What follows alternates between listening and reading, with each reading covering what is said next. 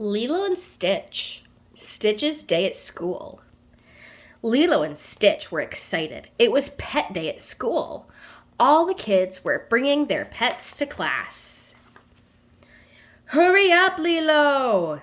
Nani, Lilo's older sister, called. "You'll be late for school!"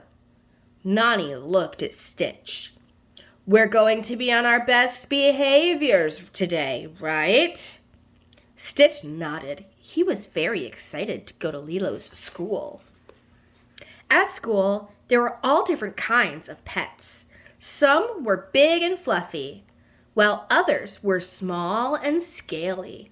Some even looked like their owners.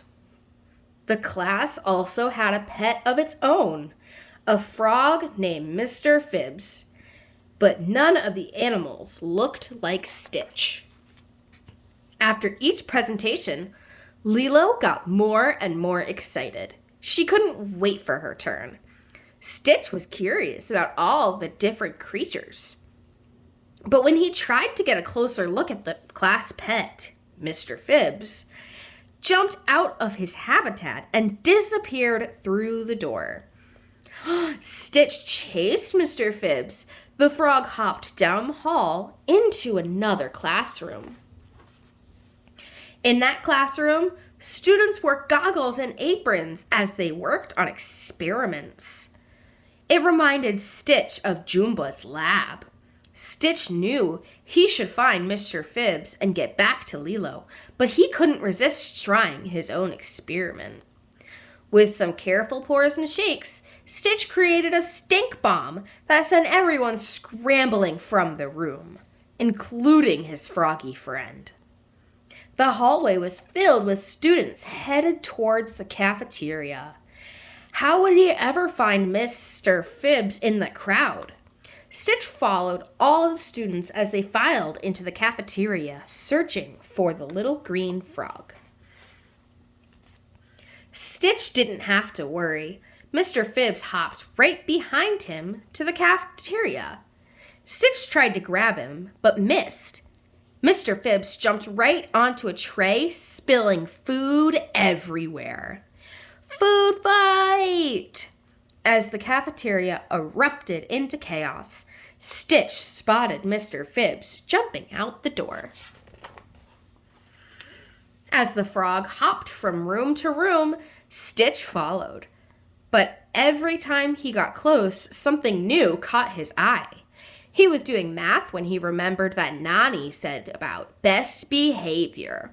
School was interesting, but the clock was ticking and he needed to get back to class with Mr. Phibbs and fast. At last, Stitch found Mr. Phibbs. Just as a whistle blew and a red rubber ball filled the air, Stitch ducked, jumped, and cartwheeled across the gymnasium and caught Mr. Phibbs. Now he could go back to Lilo's class.